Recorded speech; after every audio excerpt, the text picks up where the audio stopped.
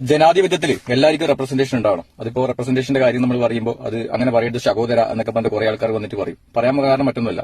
കണ്ണൂർ ജില്ലയിൽ പിന്നെ UDF minority റെപ്രസെന്റേഷന്റെ കാര്യം പറയുന്നത്, എസ്പെഷ്യലി മുസ്ലിം റെപ്രസെന്റേഷൻ. പൊതുവെ സാധാരണയായി ഇലക്ഷൻ വരുമ്പോൾ പൊതുവെ ഉണ്ടാകുന്ന ഒരു പ്രശ്നമാണത്. മുസ്ലിം റെപ്രസെന്റേഷന്റെ വിഷയം വരുമ്പോൾ UDF കണ്ണൂർ മണ്ഡലത്തിൽ 2 മുസ്ലിം സ്ഥാനാർത്ഥിയാണ് നിർത്തിച്ചത്. ഒന്ന് അഴീക്കോട് കരീംചേലേരി, മറ്റൊന്ന് ധർമ്മടത്ത് റഷീദ്.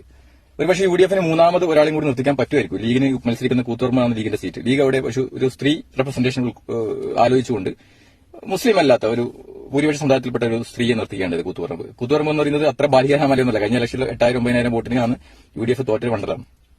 അപ്പോൾ അങ്ങനെയുള്ളൊരു മണ്ഡലത്തിൽ വിജയസാധ്യത ഉള്ളൊരു മണ്ഡലത്തിൽ തന്നെ ലീഗ് ഒരു സ്ത്രീക്ക് റെപ്രസെന്റേഷൻ കൊടുക്കുകയത്. അപ്പോൾ അതാണ് ശരിയായ ജനാധിപത്യം.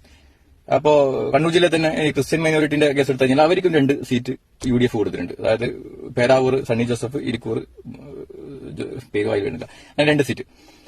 അങ്ങനെ കണ്ണൂർ ജില്ലയിൽ ന്യൂനപക്ഷം എന്ന നിലയിൽ 2 സീറ്റ് മുസ്ലിമിനും 2 സീറ്റ് ക്രിസ്ത്യനും കൊടുത്തു. പിന്നെ ഒരു സ്ത്രീ പ്രാതിനിധ്യമുണ്ട്. ടോട്ടൽ 11 സീറ്റായിട്ടോ. അപ്പോൾ ഒരു മോശമല്ലാത്ത വിധത്തിലുള്ള റെപ്രസെന്റേഷൻ UDF നൽകിയിട്ടുണ്ട്. എന്നാൽ CPM-ന്റെ അവസ്ഥ ആലോചിച്ചൊക്കെ ഒരൊറ്റ മുസ്ലിം സ്ഥാനാർത്ഥിനെ കണ്ണൂർ ജില്ലയിൽ CPM നിർത്തിയിട്ടില്ല. ഒരൊറ്റ മുസ്ലിം സ്ഥാനാർത്ഥിനെ 35-40% വോട്ടർമാർ കണ്ണൂർ ജില്ലയിൽ പിന്നെ CPM-ന് മുസ്ലിം കമ്മ്യൂണിറ്റി 35-40% മുസ്ലിം വോട്ടർമാരുള്ള ഒരു ജില്ല.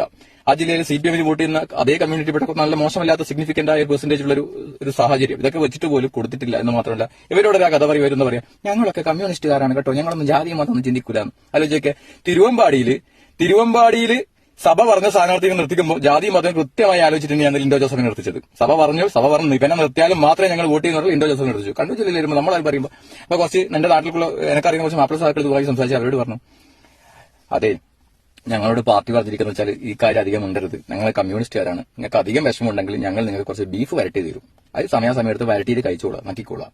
പിന്നെ കൂടുതൽ വിഷമം വരുമ്പോൾ നമ്മൾ 1-2 നേതാക്കന്മാർ മർക്കസ് പോയിട്ട് ഷെയ്ഖുൻ എന്റെ കൈമുത്തും അതിന്റെ ഫോട്ടോ നമ്മൾ സോഷ്യൽ മീഡിയയിൽ പോസ്റ്റ് ചെയ്യും. അപ്പൊ അതിനെ ലൈക്ക് അടിച്ചിട്ട് വാഹ ന്യൂനപക്ഷ ക്ഷേമം, ന്യൂനപക്ഷ പ്രാതിനിധ്യം, ന്യൂനപക്ഷ സ്നേഹം എന്നൊക്കെ പറഞ്ഞിട്ട് നിങ്ങൾ അതിന്റെ അതിൽ കമന്റ് ബോക്സ് ഇട്ടോളൂ. ഇത് മാത്രം പറഞ്ഞിരിക്കുന്നത്. അതുകൊണ്ട് കണ്ണൂർ ജില്ലയിലെ ഇടതുമുന്നണിയും CPM-ഉം കേരളത്തിലെ BJP-യും മുസ്ലിങ്ങളെ ഒഴിവാക്കുന്ന കാര്യത്തിൽ ഒരേപോലെയാണ്.